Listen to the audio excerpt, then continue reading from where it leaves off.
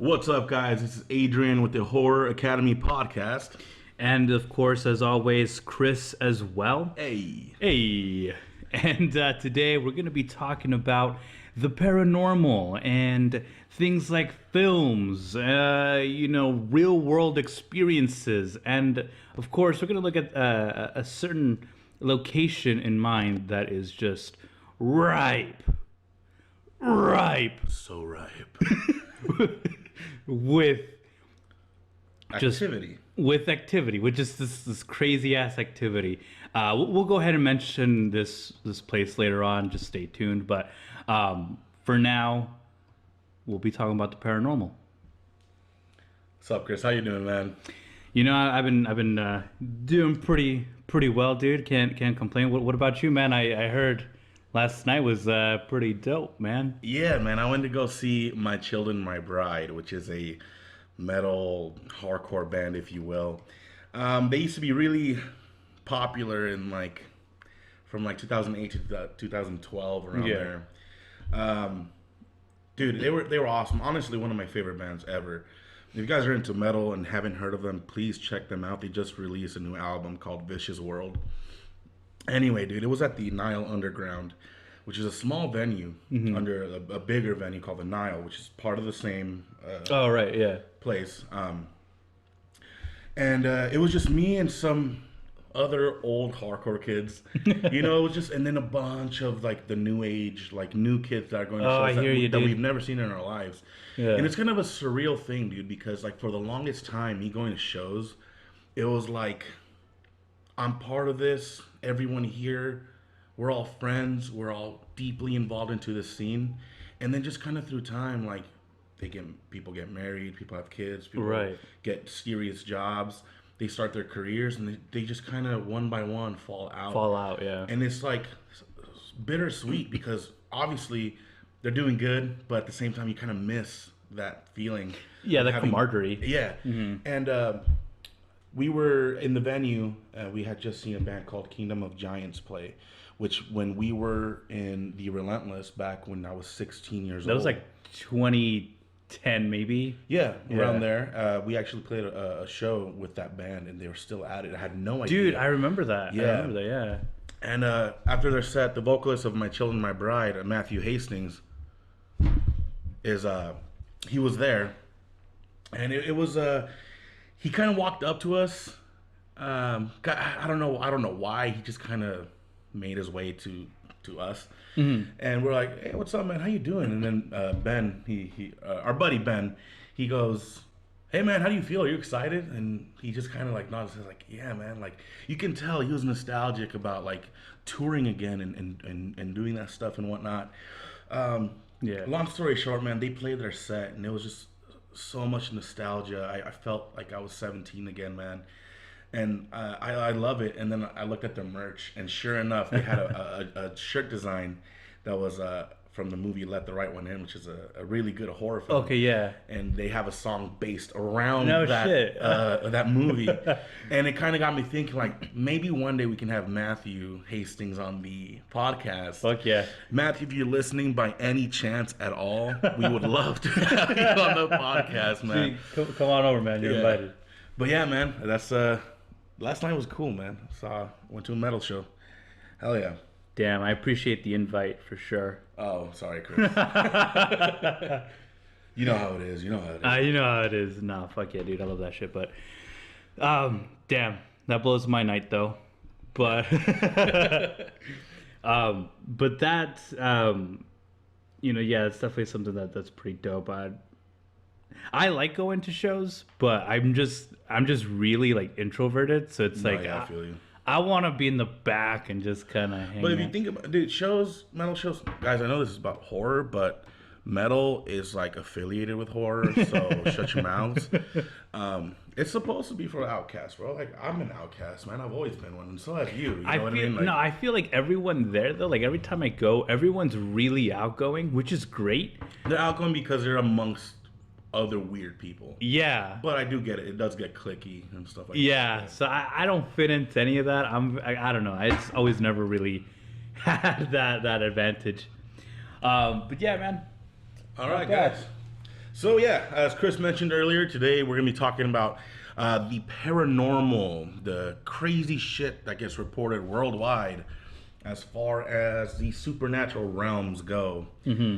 Now, I know there's like a lot of people that they're just really like skeptical about it all, Yeah. and I get it. I mean, it's hard to believe in something that you can't see or touch or anything like that. But I don't know. I mean, it's just when you see a lot of the same reports, some of these people talk about the same things. It gets harder to ignore. It gets harder to ignore. But it's just I don't know. Like I like believing in that stuff. I like believing that there is ghosts, demons, things like that, because it trips me out, dude. It trips me out. It makes me scared, and I like that feeling. That's a mood that I get into. So when I'm on YouTube, I like to like get with the blankets, get like a nice like hot drink maybe on a cool cold morning, and then just Dude. watch scary On a cloudy videos. day, bro. Yeah. Yeah. For me, man, to me, when people talk about the paranormal, it's this weird thing where, like, I know some of it's bullshit, but I wholeheartedly believe a lot of that shit is absolute fact. Dude. I'm a firm believer in the paranormal, in the supernatural. I've experienced things myself, and just I don't think that it's possible for so many accounts to be reported worldwide for it to be still considered something that's just made up. So everyone throughout history, just everyone simultaneously decided to believe in the same supernatural kind of spirits that they see, apparitions and hauntings, and obviously there has to be something connected to this that's of substance. Right. I've always felt that there's something out there that's crazy. We can't fully grasp what it is. I definitely believe in the paranormal. Yeah, dude. Because you also have people who like they report similar things, like any two people, and they could be across the world most of the time. So they could be in ways where they're not directly related, and they're experiencing the same thing. Yep.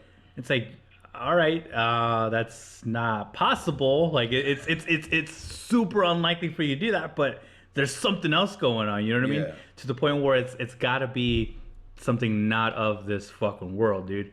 You know what I mean? Absolutely. And not the Christian clothing brand, not of this world.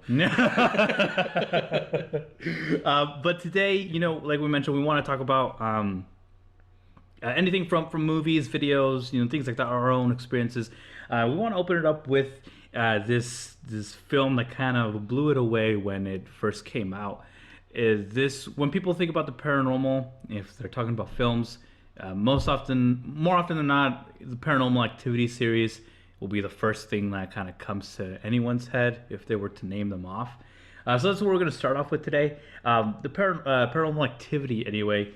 So I think this one I think it was first released like in 2006 or 7, and that was just for like that was for Screamfest, and then it had like a theatrical release in 2009.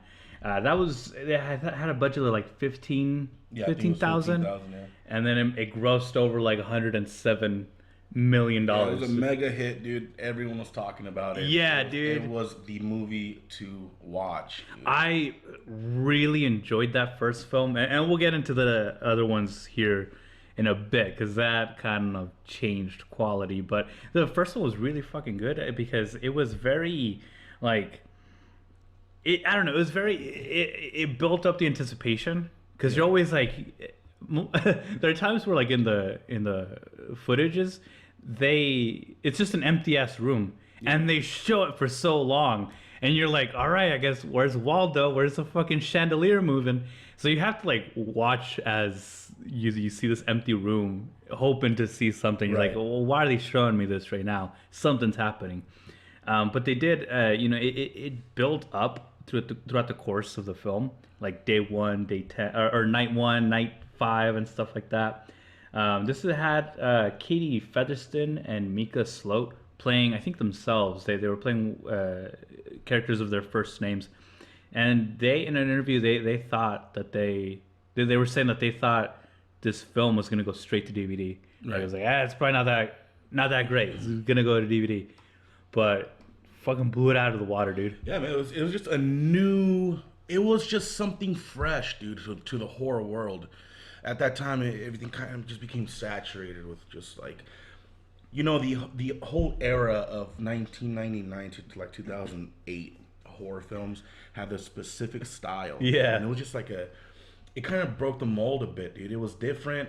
I think it hit home for a lot of people quite literally. Mm-hmm. People were scared of this movie simply because a lot of these people have experienced this kind of shit. Yeah, it really related to them. A lot of people I personally knew at the time, and still know to this day, some of them, were like, dude, this movie is fucking crazy because shit that happens to me and that I don't tell anyone about was shown in this movie. Mm-hmm. Like, this shit is scary because it fucking happens to me. Yeah. And fortunately, I've never experienced any sort of like haunting, like in a home or anything like that. Right. No home hauntings. I've had different kind of paranormal experiences, but I know exactly why this movie was such a hit with everyone, and it was because it was different. They did jump scares without any actual monster face popping up at you. Right. It was jump scares with sound. Yeah, with sound, dude.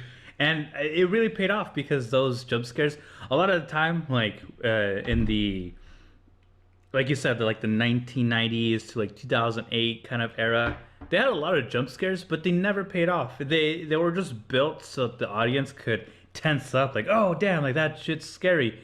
But just to kind of keep them on their toes, because maybe they thought that like their films were just so boring. They're like, there's just too much exposition going on. Let's throw in a jump scare to like let them know, hey, you're watching a horror film. And if you're doing that, dude, like you shouldn't be.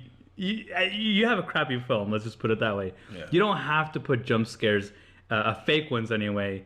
If nothing calls for it, nothing calls for it, dude. Because what happens is that people get tense. And by the time that something actually scary happens, that tension has already been built and washed away. So it's like, all right, didn't really pay off.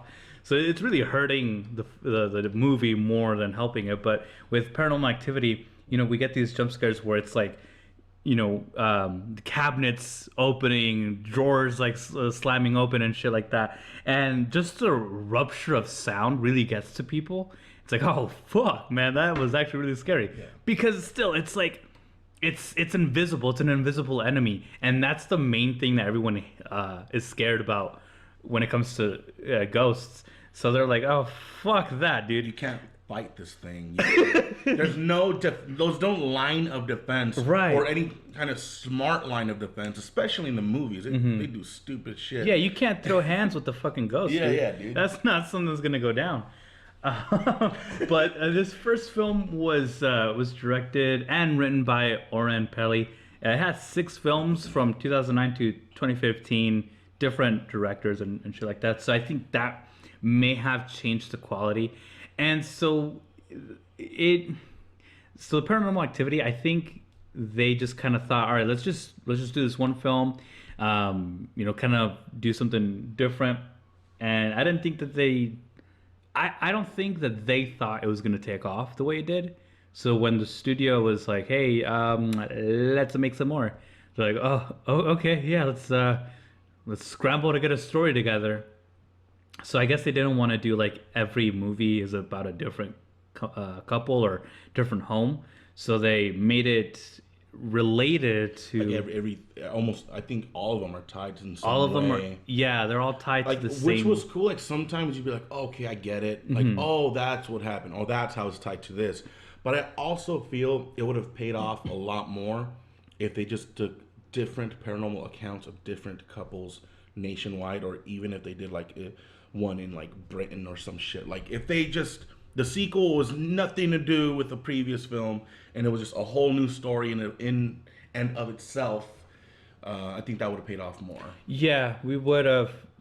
We would have like been more invested into each film individually instead of learning more exposition, learning more backstory on this family, and it just kind of. I mean, I think that they did put something together that wasn't stupid, really, but it didn't call for it at the same time. Yeah, definitely.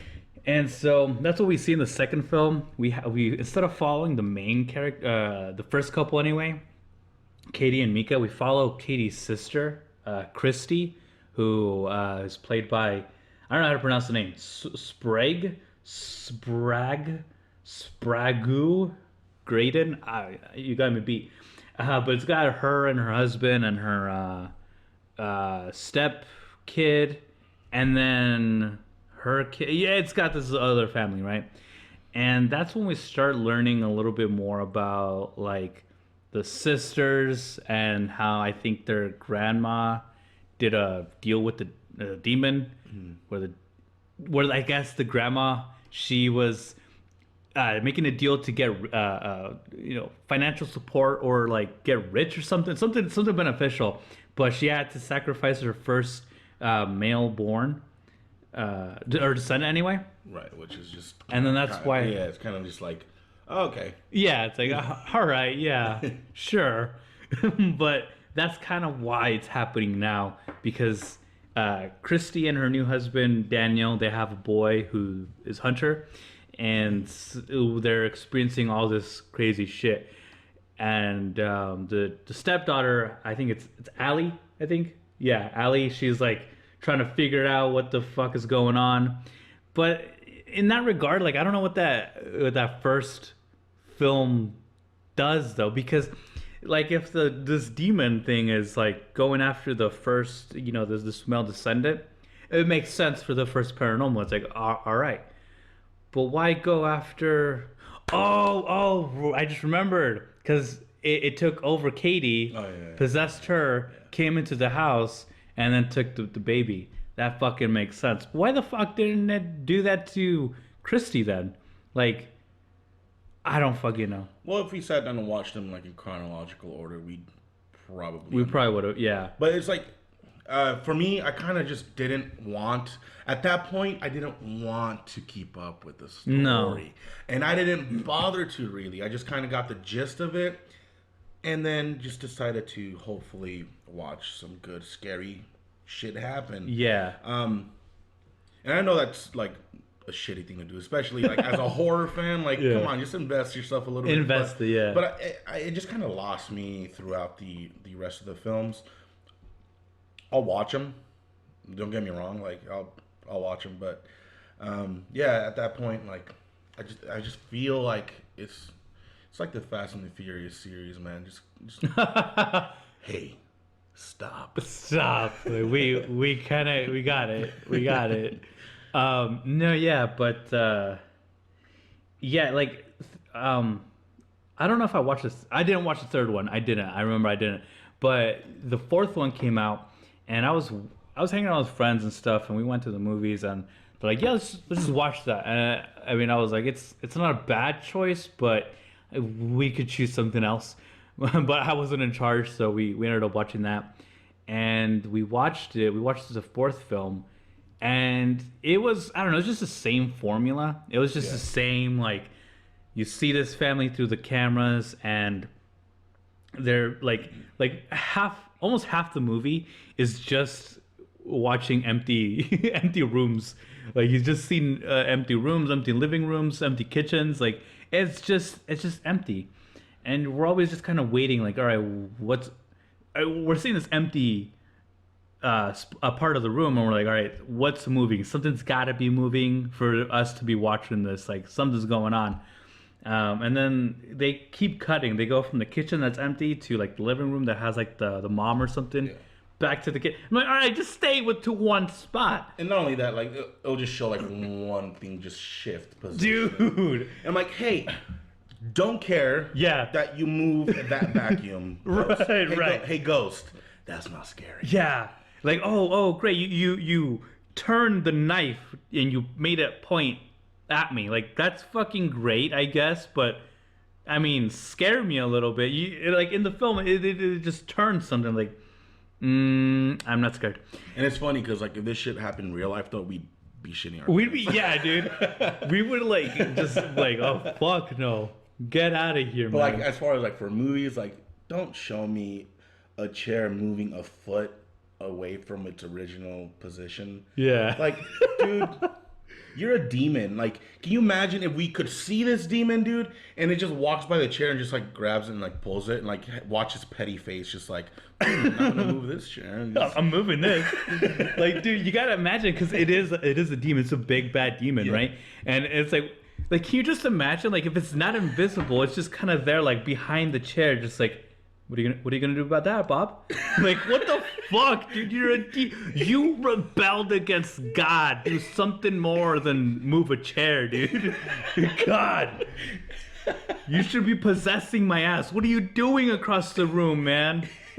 Holy shit!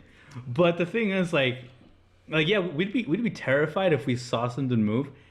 And we would dip out. Like we'd be like, okay, I'm kind of done. I'm not here for a scary time. I'm here for a good time. I'm dipping. And I think like white people would just stay. They would just stay and like investigate. Like, hey, it's fine. It's fine. it's fine. Dude? No lie, man. They would be like, hey, it's a friendly ghost. Why are you saying these things? You can't. First of all, you have zero clue what the intention of this supernatural being is. How will you know? You can't know. You can't, dude. It's just silly, man. And while our white buddies are gonna be saying that, I'm gonna be with my hands clamped, just praying, God, please, God, please, God. Yeah, dude. Hell yeah. Just praying to God, like, please, you know what I mean? But, they'd be like, oh, hey, no, I found out her name's Sandy, and No, you didn't. yeah, No, you didn't. No, like it's a damn. I mean, this is a whole other topic, but it's in other words, it could be a demon, dude. It's a demon, and it's like, hey, I'm gonna pretend to be your friend so you cannot try to exorcise me. And I mean, I don't know, dude. Don't go around like, oh hey, by the way, guys, there's a ghost in here. My room is haunted.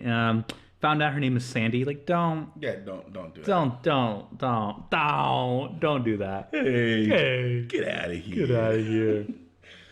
All right, so But I wanted to talk about the nightmare, dude.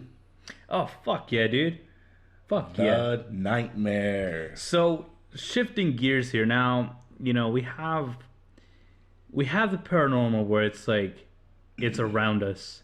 So if you have the the unlucky tendencies of being in a home that's like haunted and shit, anything that's haunted, you're gonna experience it while you're awake. But what the hell do you do when you're asleep, man? When you're like you can't move, man.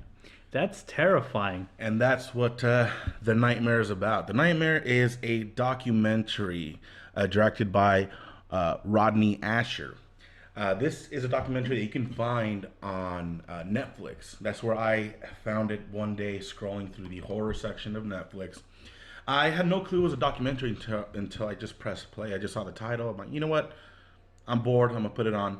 And I realized right away, okay, this is a documentary about sleep paralysis and night terrors. Basically, they take a group of people who experience so-called night terrors. Yeah.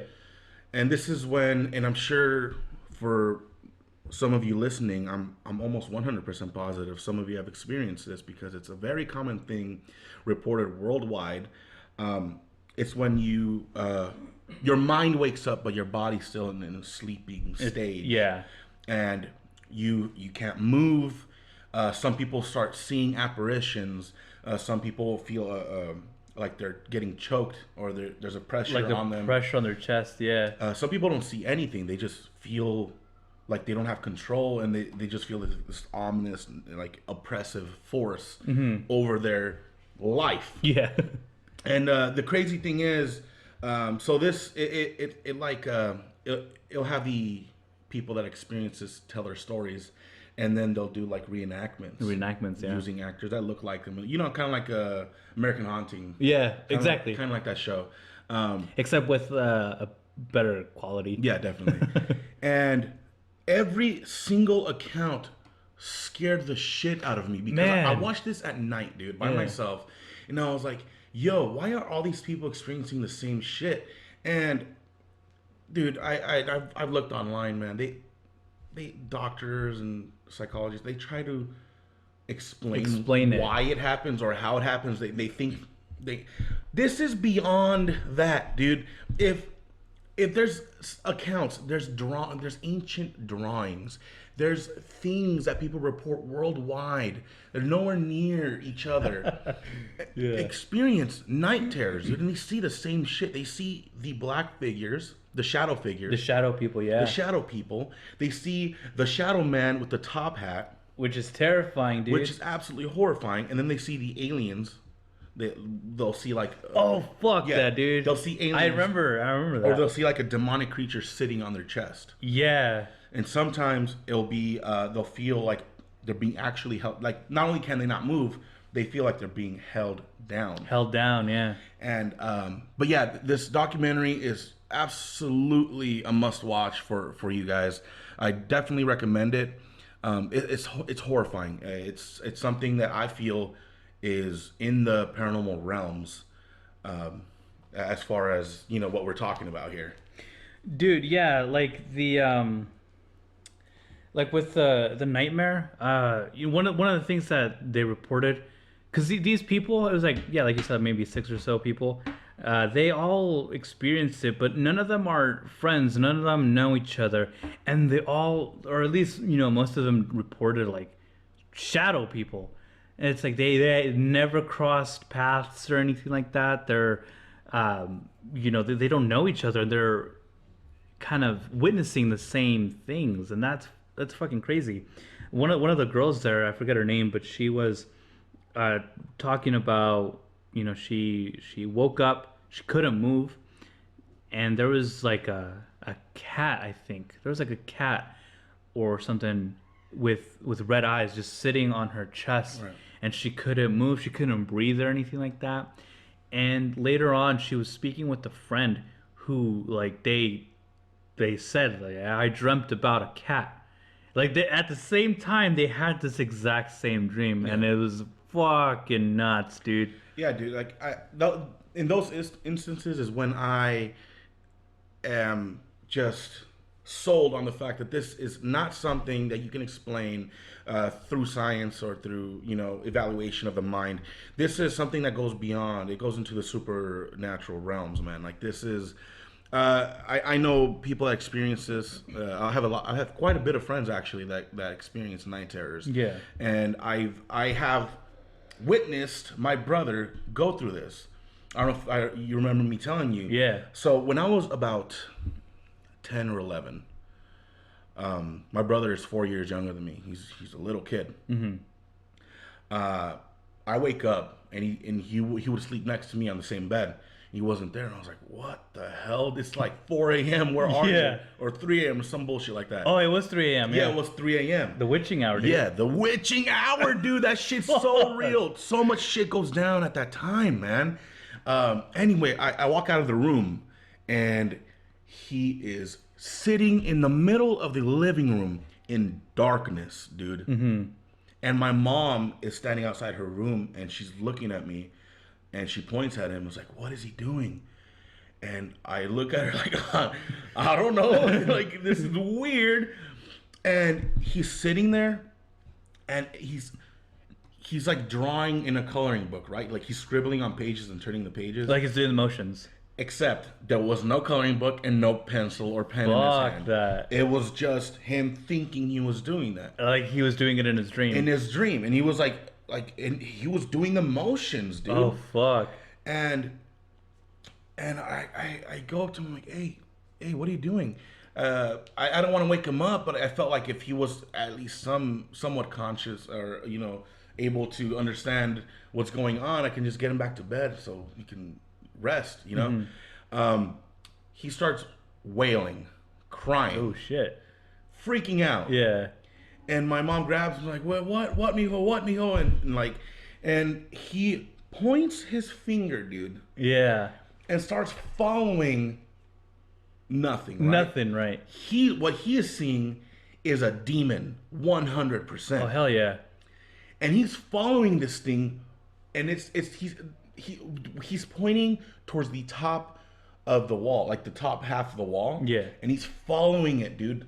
And he's following it, and he's crying. He's like, there it is, there it is, there it is. And I am shitting bricks, dude. I'm like, what's behind me? I did not want to turn around, dude. But yeah, dude, like, and he had multiple episodes like this. Mm-hmm. He had this thing where in one dream, he saw a young man in a blue sweater, right? Mm-hmm. He started seeing this person while he was awake. Oh, fuck that. Only every time he saw this person, he was older. Every time he saw him, he was at least 10 to 15 years older. Wait, so every time it was him, he would just age? He would age. What the hell? And I know he wasn't bullshitting, because one time we were playing football after church. Mm-hmm. And there was this grass field next to the building. We were playing football. Sunday, having a good time. He runs out for the ball, right? He's running so we can throw it at him so he can make the touchdown or whatever bullshit.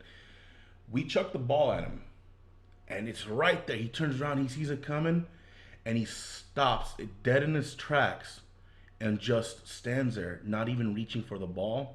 And the ball hits him right on his nose and busts his nose and starts bleeding everywhere. And we're kind of like, what are you doing, dude? And we walk up to him, and he's crying, but he's not crying because of his nose. We're like, are you okay? Does it hurt? Blah, blah, blah. He's like, no. He's like, look in that car. We look at this car, nothing in the car. He saw that same guy in the blue sweater, old, like an old man. And he said, I feel like I'm being haunted by this thing. This thing's like, it was like kind of like It Follows, dude. Yeah. When that thing just comes closer and closer every time. He was experiencing it. That's how I know that it was legit. He was seeing this shit, dude. I'm not kidding. And simultaneously, he was seeing another apparition. He said it looked like The Undertaker, only he had all of his hair over his face. He said it was a black cloaked man that was dripping in water all the time. And I know that was legit too, because it comes from his dreams, dude. He has sleep paralysis a lot, and he started experiencing this shit outside of that world. And man, that's why this documentary freaked me out, because I thought it wasn't that common. Right. And then I learned Nightmare on Elm Street is basically based on night terrors, dude. Yeah. The top hat. The guy with the top hat, dude. Kills people in their dreams. That's Freddy Krueger, dude. That's Freddy Krueger, man. Like, fuck. This shit goes back so long, dude. It's real, man. I like, this isn't just a thing that happened recently. Yeah, dude. This is something that's constant, and humans around the world experience this shit, dude. That is what drives me nuts, dude. And I'm glad I haven't experienced that shit. And I hope just by talking about it so much, I don't start experiencing it, dude. When I was watching the Nightmare, I was terrified of going to sleep. Happen to you that night, right? Yeah. So did I, dude. I'm like, I don't. Please. Like, please don't let me experience this right now. And, but I have experienced sleep paralysis, just not to the point where I'm seeing things. See,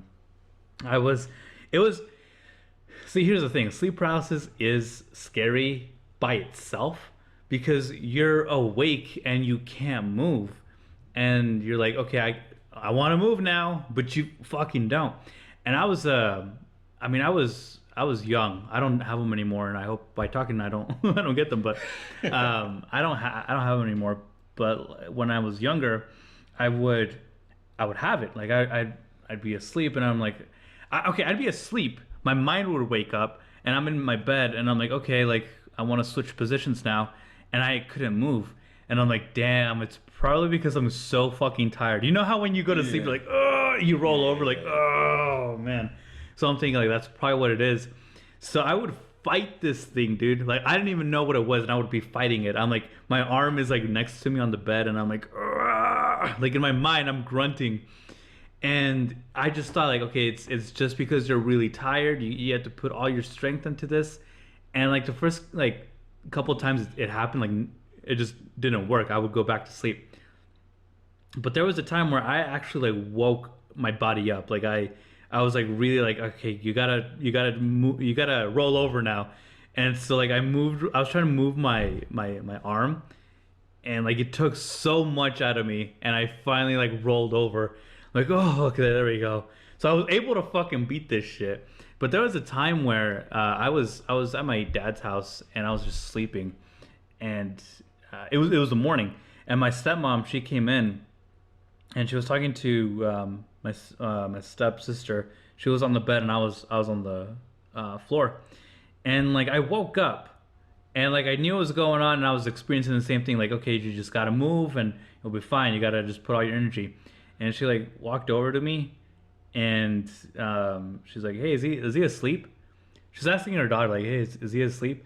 And in my mind, I'm like, "No, I'm fucking awake. Help me.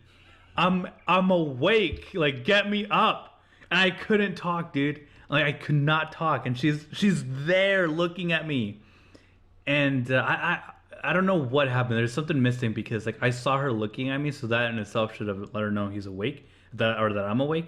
But I don't know if she was just thinking like, oh, he's just laying down.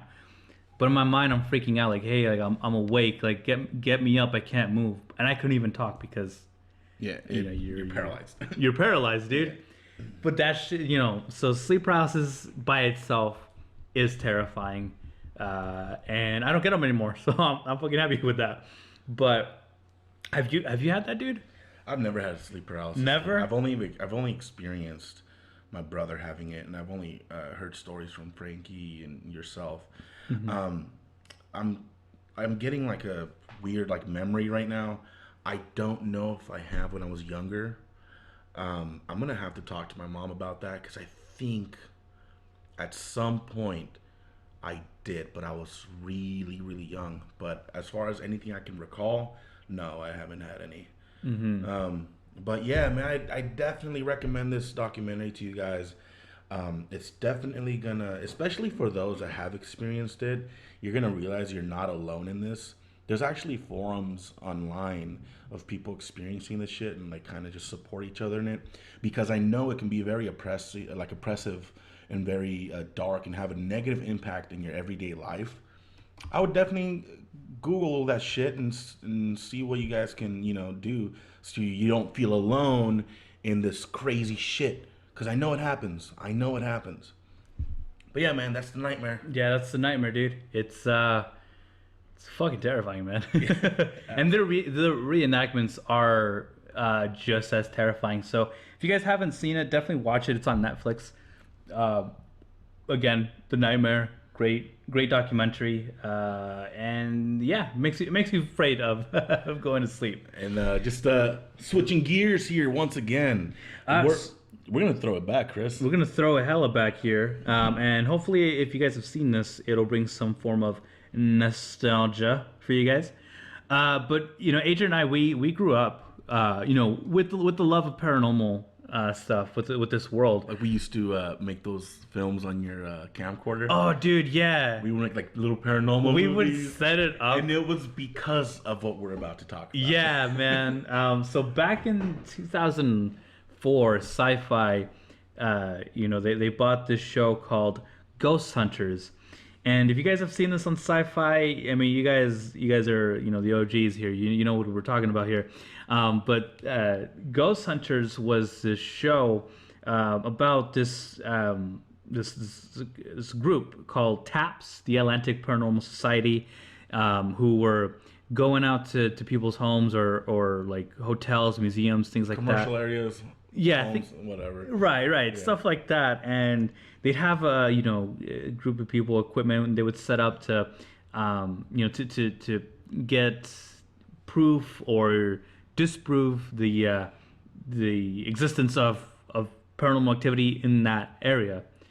And so this ran from 2004 to 2016 in sci-fi. It's no longer up.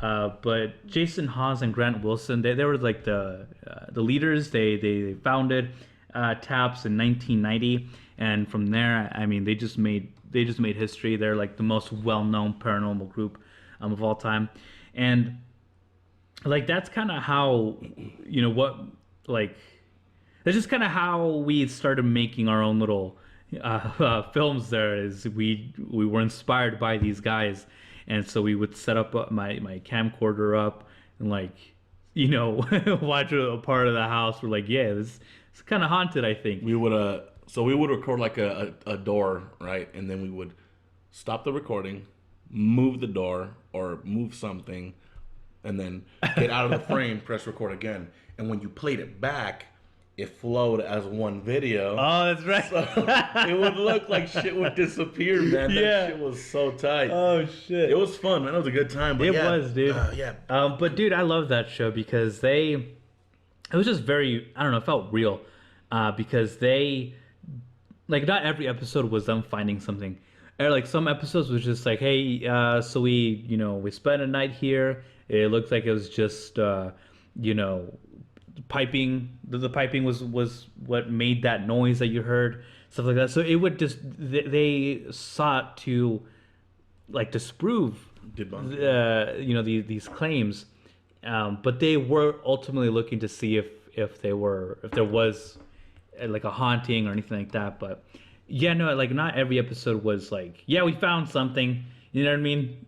Because like that, it gave a more a realistic feel to it. But how did you like that, dude?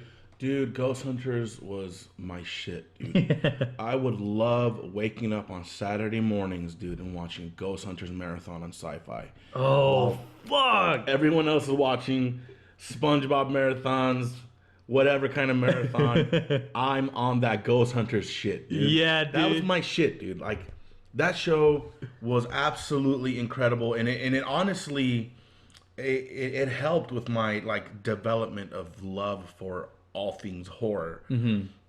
This show was absolutely incredible. Like it was so interesting to watch what they were doing, and it made me want to become a ghost hunter. Whenever I watch something and I want to do what they're doing and what I'm watching, that makes it good to me. Mm-hmm.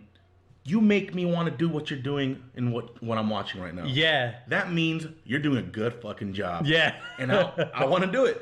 And for the longest time, I was looking like online for like ghost hunting equipment. Like I wanted to start my own shit, like be all legit about it. But I mean, none of that happened. But still, I would still love to at some point do a little bit, like dive a little bit, dip my toes in that. Yeah, world. just to kind of get that, because I've never had like a first-hand paranormal experience. I'm pretty sure I would crap the shit out of my pants, but I would love to do that. I'd love to crap the shit out of your pants.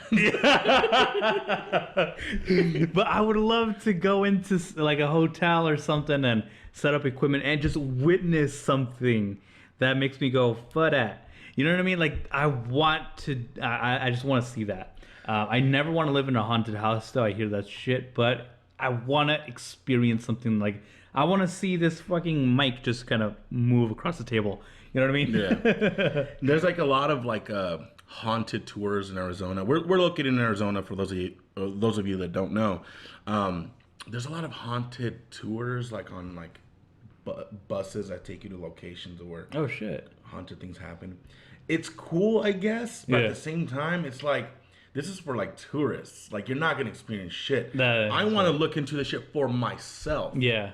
I want to book a room in this haunted hotel myself. Yeah. And experience it myself. Mm-hmm. Go to Tombstone, Arizona, experience the haunted shit that's supposed to be over there without a tour guide.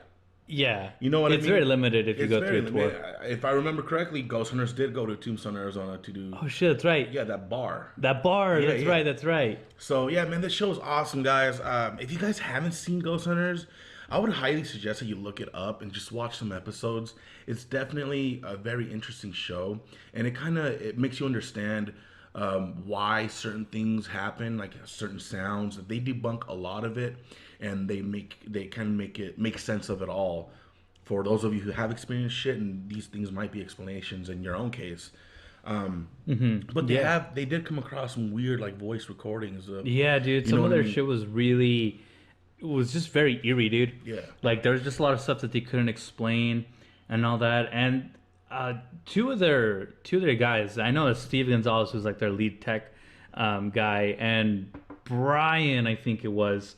They would show them like, yeah, they spent like 8 hours or so going through all the footage that they came up with, and would listen to all the audio. And I tried to do that. Like I tried when we set up the camera, like I try to go through it again, and I'm like, okay, I'm bored. I'm not doing this. I'm fucking tired. So like to imagine like sitting down and going through 8 to 10 hours of footage. It's like, damn. Yeah, because at any second there can be something that they have to either explain or something they honestly can't. Right.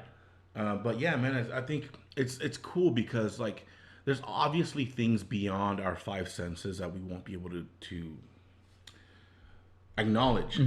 So with the equipment that they use, like they're able to debunk or see crazy shit that's happening as far as paranormal goes. But yeah, man, Ghost Hunters was my shit, dude.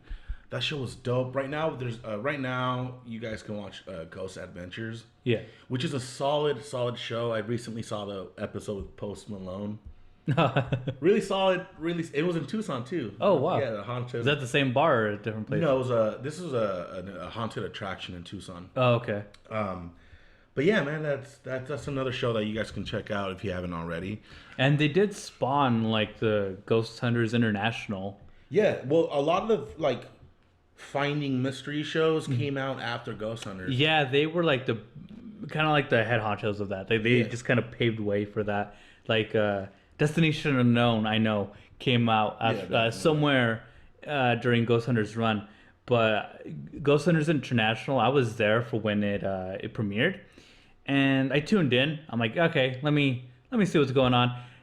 I don't know. I didn't know what to expect out of it. I mean, I thought it was Ghost Hunters, but now they just went international. I'm like, okay, cool, that's awesome. And we're gonna expand outside of the United States. But it was a different group, and they were doing that, and I just lost interest in that. Yeah, I lost interest. I'm like, I already like the team that I'm following. I don't want to, go to someone else and learn. I don't know. I just didn't want to build that camaraderie with them all over again. So I never really tuned in. So I just kind of lost interest, and I just I let that go. But yeah, I mean, so you can watch Ghost Hunters, I think, somewhere online. Also, Ghost Hunters International and Ghost Adventures. But yeah, I mean, that's just it. Just hits the nostalgia chord with all those marathons they did. Oh, dude, the marathons were my shit, dude. And not only that, so what this led me to do on my own was look up paranormal videos on my own. And where did we go? YouTube was a spot, man. Yeah, YouTube is like the. I mean, it's pretty much the like mecca of ghost videos, man. Yeah, dude. Especially back in the day, man, with all these like fake videos coming out. But right, I mean, they were all fun, man. They were, dude, and they scared the shit out of me, dude. Yeah. Like, late at night, we'd be watching the videos, like, this is so cool, man. And then like trying to go to bed later that night, and like, yeah, like, oh, maybe shouldn't have watched. It's scary because when you try to go to sleep after watching something like that, you're like, yo, that shadow thing is a fucking demon. And it's like a box with clothes on it. But dude, yeah, so YouTube is a great hub of watching these videos of paranormal stuff. And the place that we mentioned earlier that is just ripe with the stuff. Ripe. Is fucking Mexico, dude. Mexico. Like, if you go on YouTube and you put like ghosts caught on tape or demons or aliens caught on tape, it'll pop the suggestion and it'll say ghosts caught on tape in Mexico, demons in Mexico. Like everything is in Mexico. In Mexico. I'm not saying Mexico is the only spot that has this shit, but it's just so infamous for this. Like I mean, YouTube will just put it out there. Hey, do you mean in Mexico? Like that's where you'll see Oh, it. you mean the Mexican ghost videos? That's what you're looking for? Yeah. But man, so getting into the weird side of YouTube as far as these ghost videos go, we did find that for the most part, like you're saying, man, these were all in Mexico, man. Like witches, ghosts, demons, goblins, chupacabra. Yeah. All this shit, dude, is in Mexico. And all these videos, all these, creatures or apparitions or shit caught on camera, dude, was all in Mexico. And it makes sense because there's so many legends in Mexico, dude. So many urban legends.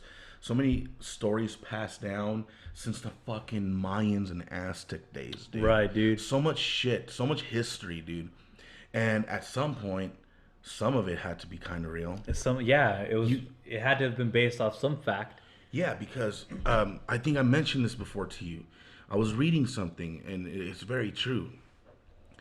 As far as demons, like demonic faces, apparitions, monsters, at some point, some human had to have seen this for it to be able, for them to have been able to draw it on a wall. Right. Or make a sculpt of it. This is something that had to be seen.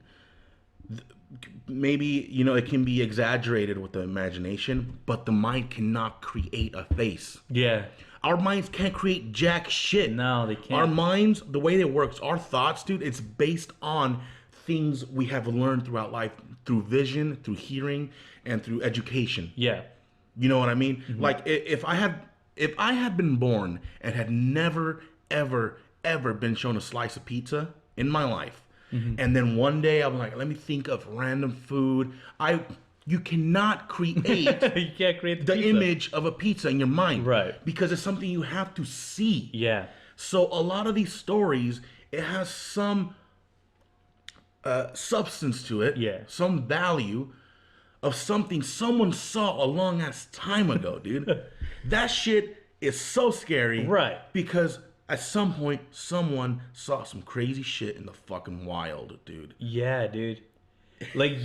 Fuck, dude. Like, you see, dude, fuck this, but skinwalkers? Oh, skinwalkers. Oh, hell no. Dude, that shit, it's prime time in Arizona, man. Yeah, no one's gonna be like, okay, so let's come up with a new monster. Like, no one, I mean, sure, for film, but no one's gonna be like, all right, we're gonna create a new legend and just make it a thing that everyone knows.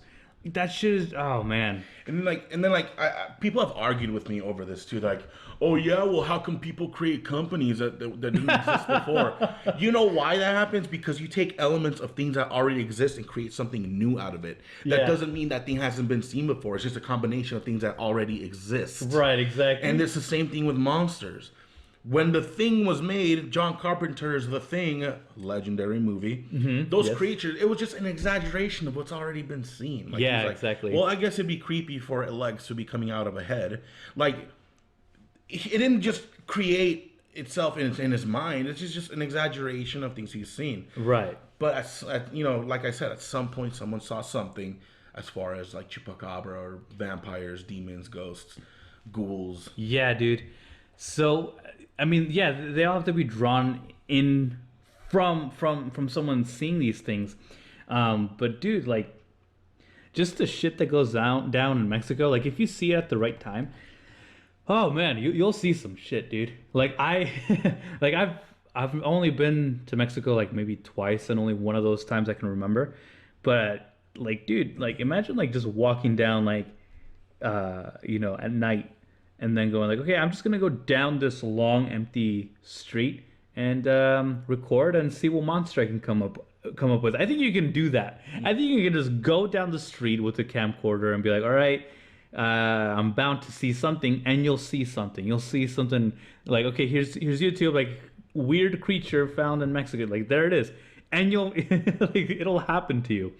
But it's just so weird because you can find things in Mexico that range so differently, like witches to demons to ghosts, like to duendes, dude. Yep. Like, why like I don't know. It's like Mexicans come to America to like you know, as to for opportunities. Like monsters go to Mexico for opportunities as well. Like it's just like this. Like what the fuck? We're bringing them ghosts. You know what I'm saying? Like we're bringing them here. But yeah, man, that shit's fucking crazy. What are some videos you've seen, man? Duendes, man. Duendes, yeah, dude. I mentioned that. Duendes. Duendes are Dwarves, I think. dwarves or goblins or They're like no, I think they're dwarves. They're dwarves. That's what it would be. yeah, man. So duendes, dude. These are small humanoid creatures. Right. They're kind of like gnomes. Yeah, they're gnomes. There yeah. you go. There's countless videos on YouTube, and they're all just happen to be in Mexico, by the way, of people seeing these like little creatures like run across somewhere or like follow them or chase them, whatever. Dude, that shit scares the fuck out of me, dude. Hell yeah. That shit's like, that shouldn't exist. Right, dude. At all. And like, I know a lot of these videos are probably fake, dude, but like I had an experience of my own with this. Yeah? So it was me, Tim, and Ben. These are old bandmates that I used to have in a metal band I was in. We got in this tangent of just watching all these paranormal videos from like 6 a.m. on a Saturday all the way till midnight, dude. Just all day. All day, just eating pizza, drinking Mountain Dew all day, just watching these videos, right? We're super into it. And then it got to the point where we reached the Duende videos towards the end of the night. And my friend, or Tim, you know Tim. Tim was like, man, this shit's crazy, dude. This is terrifying. I'm like, yeah, man, Duendes are crazy. Mexico, blah, blah.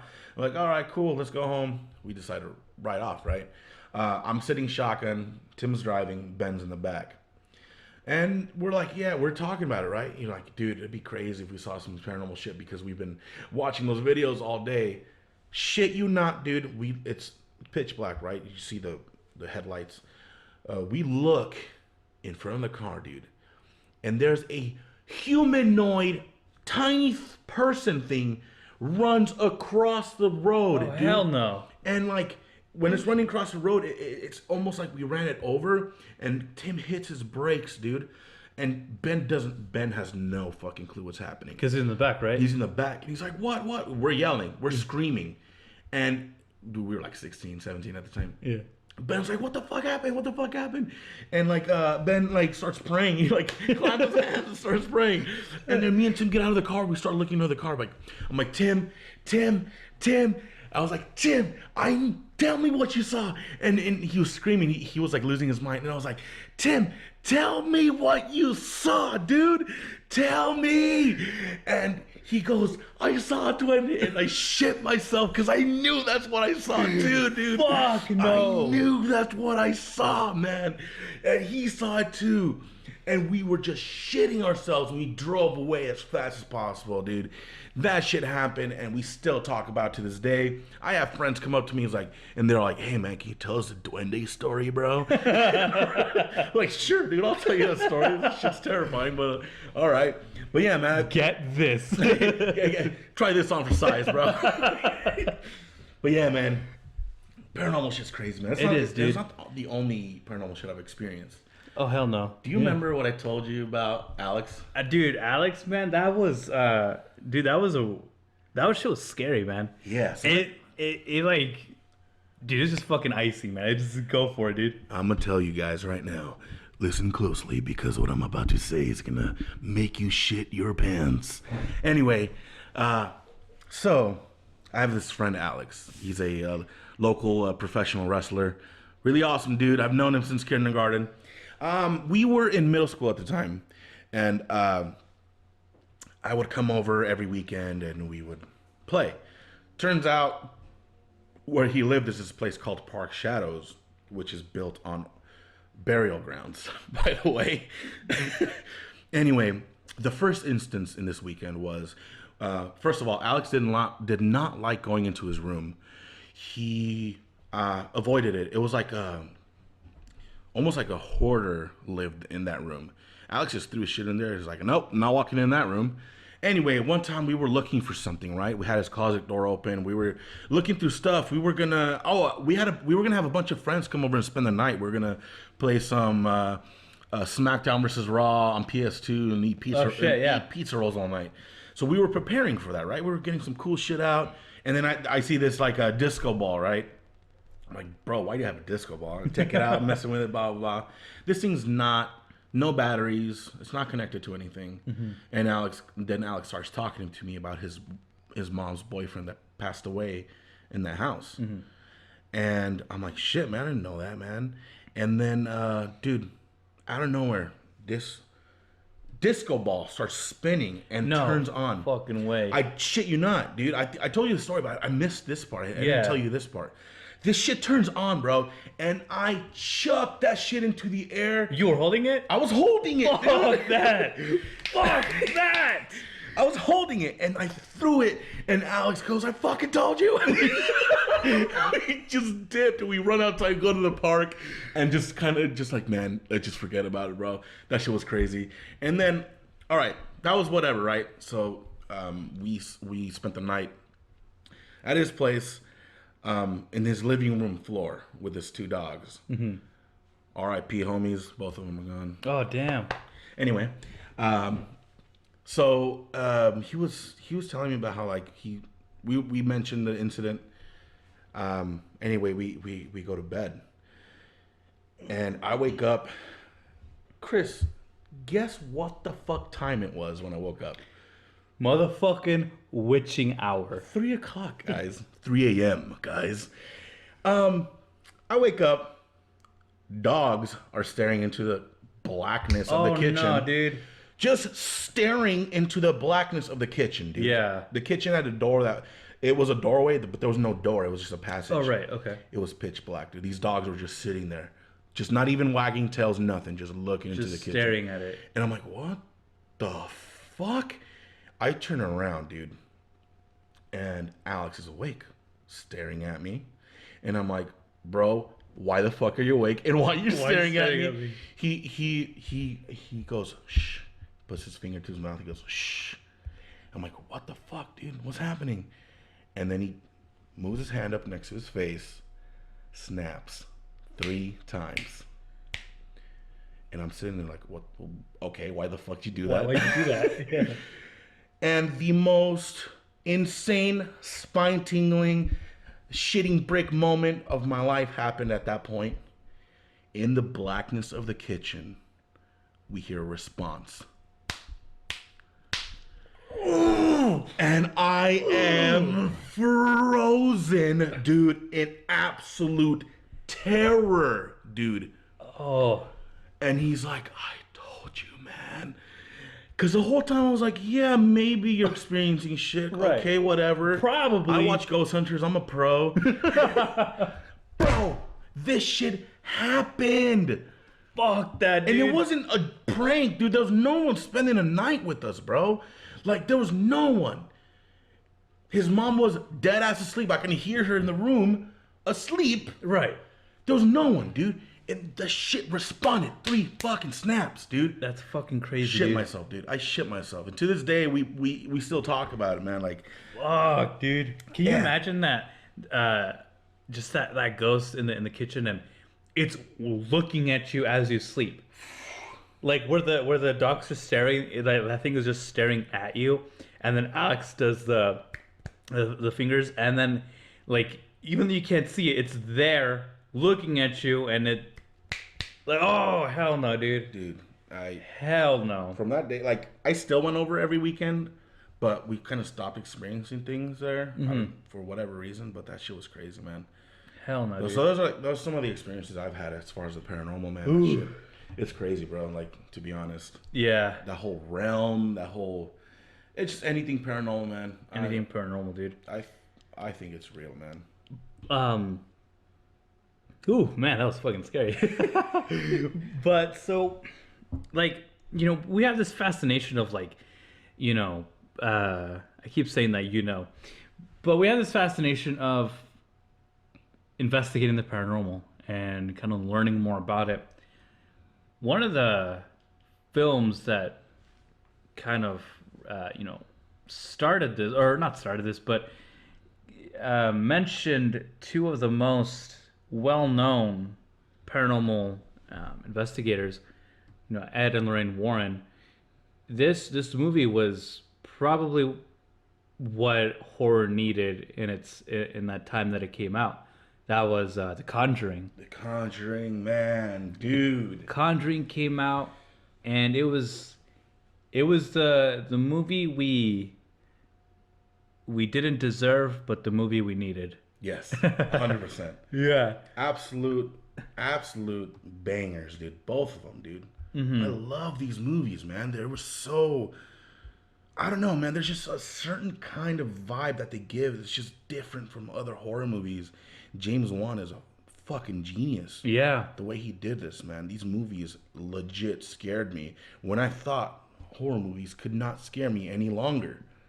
Exactly. You know what I mean? Exactly. Like before that time, before it came out, I was thinking, horror is just pretty much like gore now. It's just the gorier it is, the scarier it is. And I think that's what a lot of filmmakers were thinking. They were like, all right, just add a whole bunch of blood and a whole bunch of killings, and it's scary. We got a horror film. And no, you don't have that. You don't have a horror movie that's impactful in that way. And that's what The Conjuring does, or did anyway. So in this time, it came out and it was a hit, dude. Like everybody fucking loved it. I remember I watched it with my sister, and that whole week, dude, because I slept in the living room at that time, and I slept on the couch, and that whole week I could not sleep. It just hit me so hard. I'm like, oh hell no. But that movie was fantastic. It was delivered in such a good way. Like earlier we were talking about jump scares and how they weren't done well. Paranormal Activity did a great job of performing them, and James Wan knows how to utilize them too. Like he'll add a jump scare, but he'll make it pay off. Yeah. He'll make it pay off. I mean, there are like one or two in the film where it's a false one, but for the most part, it pays off, dude. Like it rips me apart is all I can say about that. But this film, directed by James Wan, who also did Fast and the Furious, I think 6. It was also written by Chad Hayes, and I believe it might be his wife too, Carrie W. Hayes. It's got, of course, Patrick Wilson as Ed and Vera Farmiga as Lorraine Warren. I mean, the film was done great. I like how it opened up with like Annabelle, that whole little thing, and then just got right into the new family. The story pretty much just kind of revolves around like the parent family who move into this new little farmhouse that was built on a land subdivided from like this witch, like this old ass witch. And like anyone who goes there, like they experience some crazy shit. Like anyone who moves into this land, this huge ass land that's been divided, gets possessed, and like the mom or something gets possessed and has to kill like their child, because apparently that's what the witch did. The witch who owned the land, she was pregnant, she gave birth, and she killed her son, cursing God's name, like because she was like she's a witch. She like, oh, she confessed her or professed her love for Satan. And so that's what she did. She fucking killed her kid, and that's what she's making other families do who take her land. And that was like, holy shit, that's a heavy topic. But I mean, dude, that film was fucking great, man. Like just the elements that it gave, dude. I don't think I've ever met a single person, dude, that didn't like The Conjuring. Mm-hmm. The Conjuring, like you said, was something that the horror world needed, man. That shit was raw. That shit was actually terrifying, dude. The music that they used for the movie, dude. Every aspect. Dude, James Wan's a genius, bro. I hope he's revered at the end of his career as a horror master, just like we see John Carpenter and Wes Craven and all these greats, right? I feel like at this point he deserves that shit, man. Yeah, definitely. Dude, Conjuring 2, man. Actually, after The Conjuring 2, I actually did experience some like paranormal shit after watching that movie specifically. Oh, damn. And you know how like the movie warned people beforehand? In some theaters, they actually had warnings like, "Hey, people have been saying they've experienced some crazy shit." After Damn, watching this no movie." way. And it actually ended up happening to me, man. Like crazy shit, man. Like I feel like, especially because they're taking accounts of like real stories or real shit that has been reported and shit that Ed and Lorraine dealt with. You know what I mean? Yeah. So, yeah, man, the Conjuring movies are absolute top favorites of mine. If you haven't seen them, guys, and you're into horror, you're slacking it, dude. Yeah. How about you just watch them? Yeah, just watch them. It's fucking great. Oh, he did. Didn't he do Insidious? Yeah, he did Insidious. And he did yeah. Saw. And Saw. Damn. That's we're gonna cover for another episode. So with The Conjuring.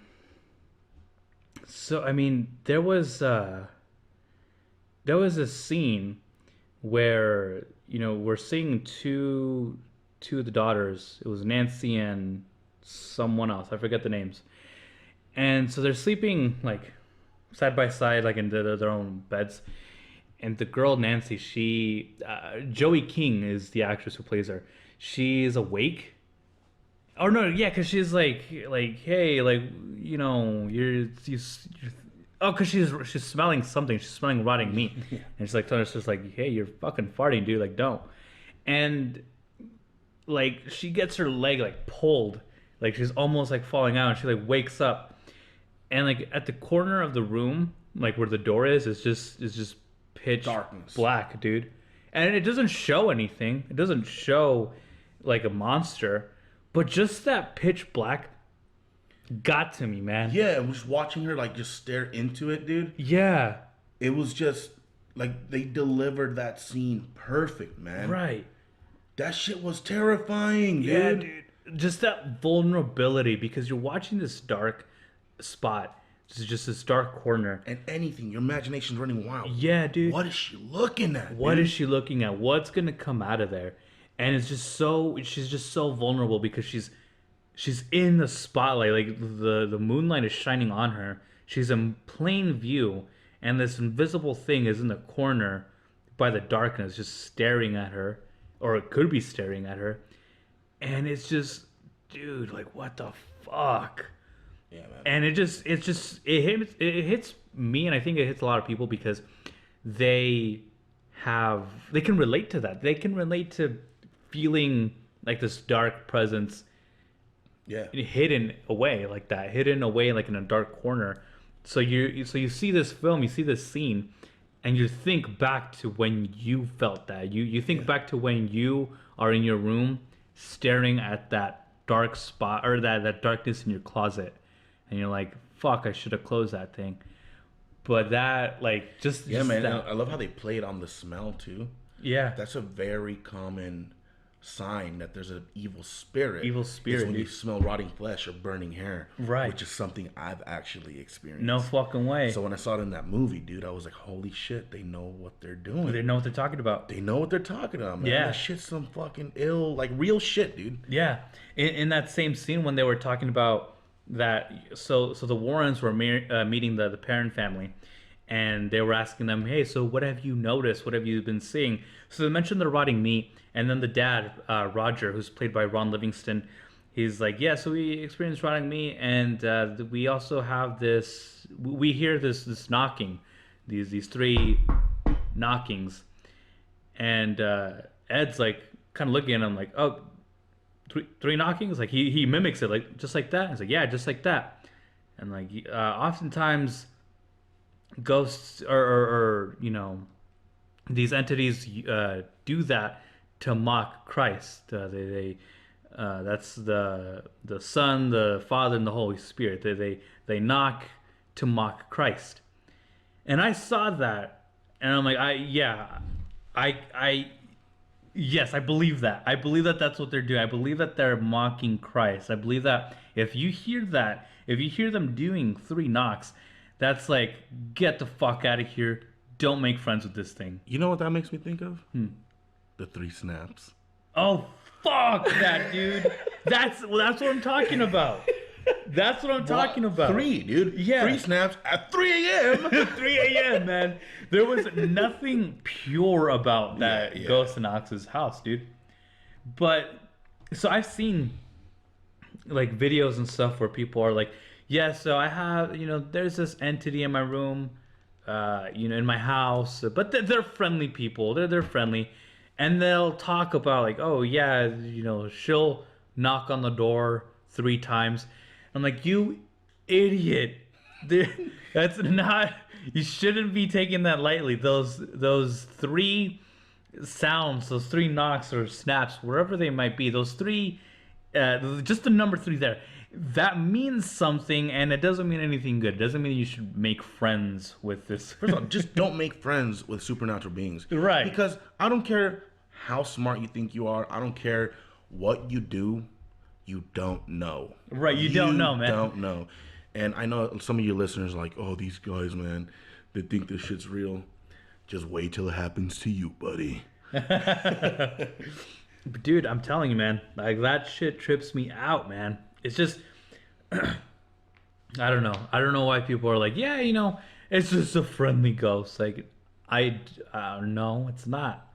It's not a friendly ghost, dude. And you should probably not be, you should probably not be friending this thing. Don't do that. And by the way, before we wrap things up here, which we're about to do, the nun from Conjuring 2 is the single most terrifying ghost I've ever seen in any film. Oh hell, that in dude. existence. Hell no. Yeah, but I saw the scene where Lorraine was in her house, and she goes into I think it was her house, but she goes into the room, and there's like the paintings all around. Dude. Oh God, dude. So what happened was, there's this picture of the nun, like a painting of the nun, and what happens? It was like hanging on the wall. Dude, it was hanging on the wall. The shadow of the nun goes across the room on the wall, and it just happens to stop behind a painting of the drawing of the nun that Patrick Wilson drew. Oh yeah, he drew it. That Ed Warren drew. Yeah. And then the hands reach out behind it, and then it just darts after her, and that shit was wild, dude. Oh, plus the music that plays, dude, when it shows the nun, I have it here. It's the most eerie music, and it's only in James Wan movies where I hear this kind of music. I'm gonna play it here for you guys.